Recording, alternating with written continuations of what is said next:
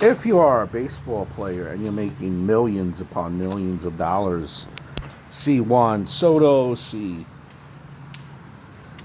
Otani, or even just a free agent baseball player, you have lots of thanks, and us as spectators, lots of thanks to a baseball pioneer, Henry Chadwick.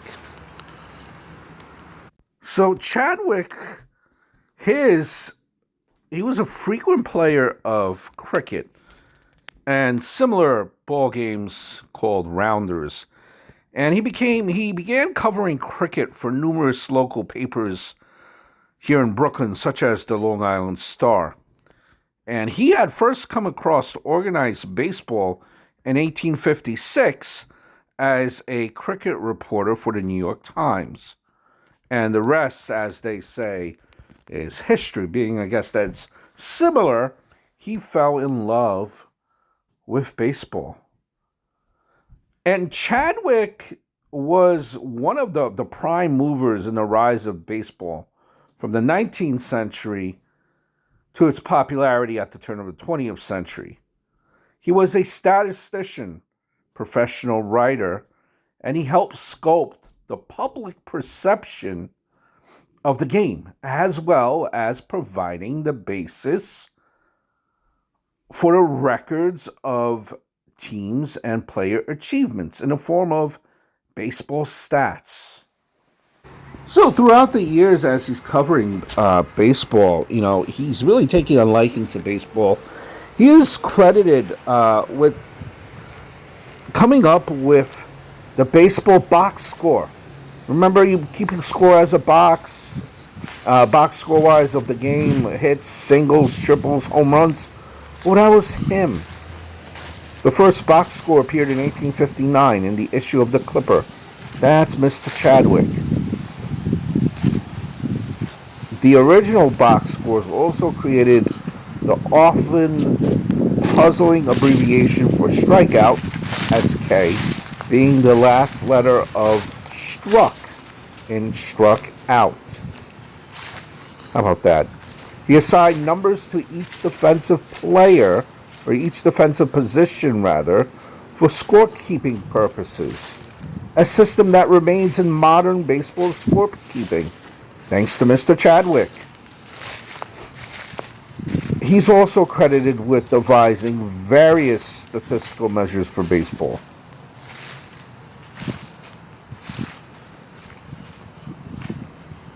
Name of player, total number of times the first base was made clean by hits, total bases so made, left on bases after clean hits, and the number of times the first base has been made on errors. This led to recording of clean hits, times the batter reached base without benefit of an error. And now, early baseball had this thing, it had a provision known as the bound rule, which held that a fielder could catch a batted ball on one bounce and that it would still be recorded as an out.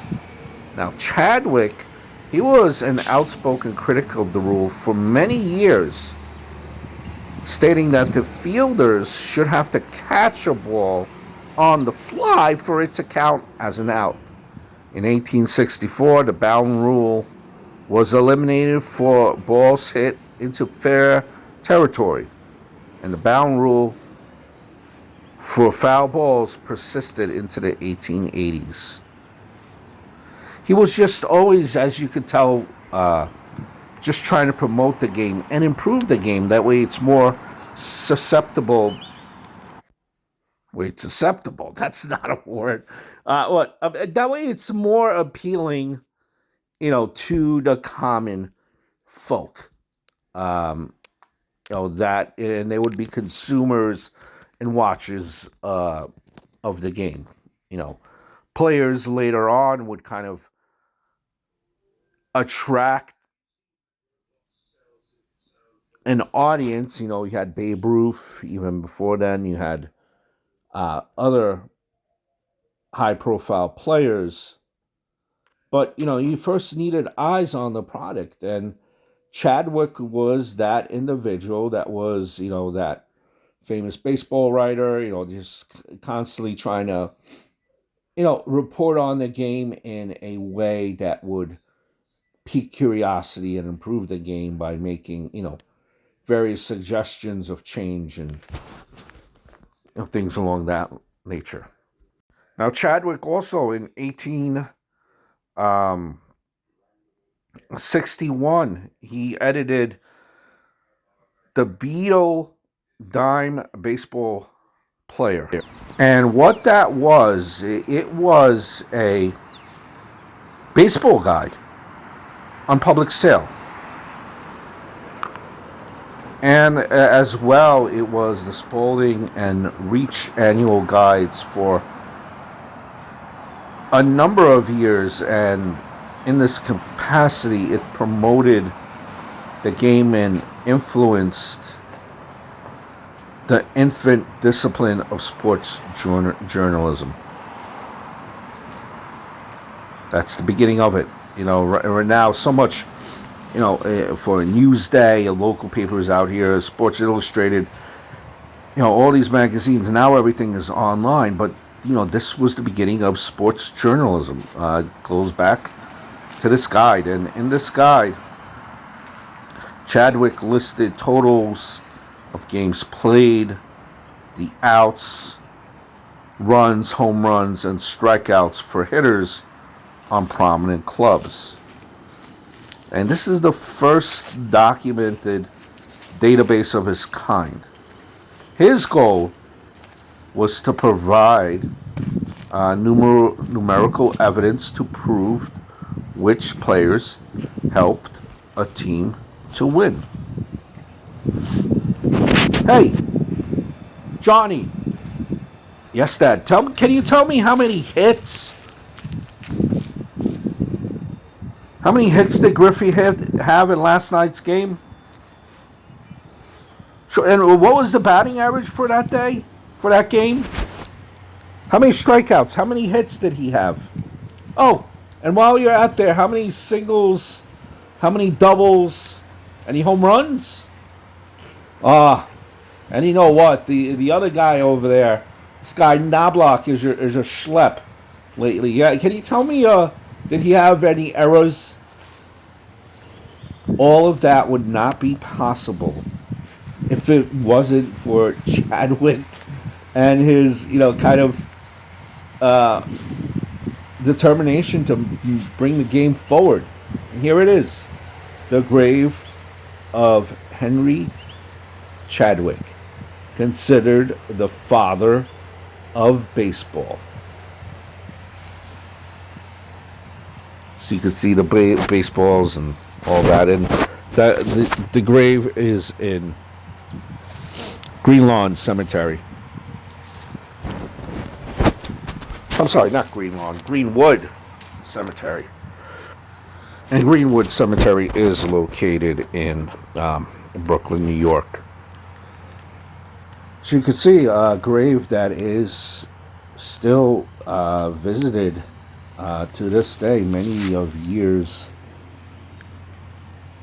since Mr. Chadwick has passed away. So let me give you a brief description of his journalistic style, which kind of, if you listen to it, it's very similar to what you might kind of read or hear, at a baseball game nowadays. Let me give you a quick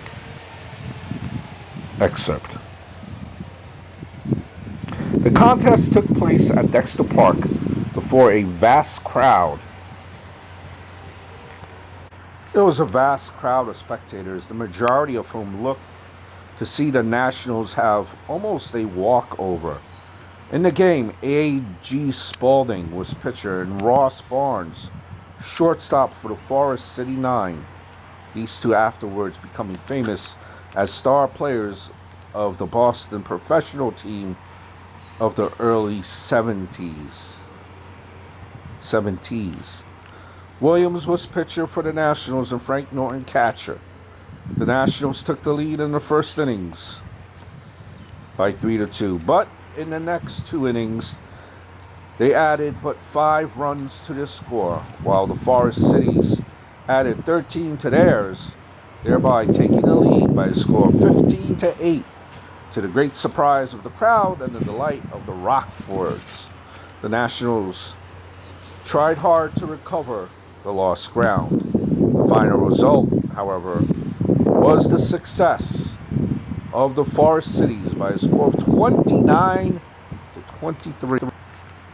And this was a 9-inning game, which was twice interrupted by rain. How familiar does that sound now? It's all very much familiar, and it sounds the same, kind of how you go about writing a game, describing a game. Kind of you get the vision and the trials and tribulations of a particular game, struggle, and that's all goes back to Chadwick.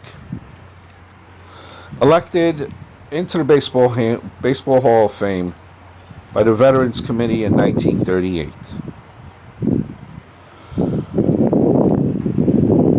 1930? Why was he elected by the Veterans Committee? 1938. Should have been elected right away. Nonetheless, the grave of Henry Chadwick, father of baseball.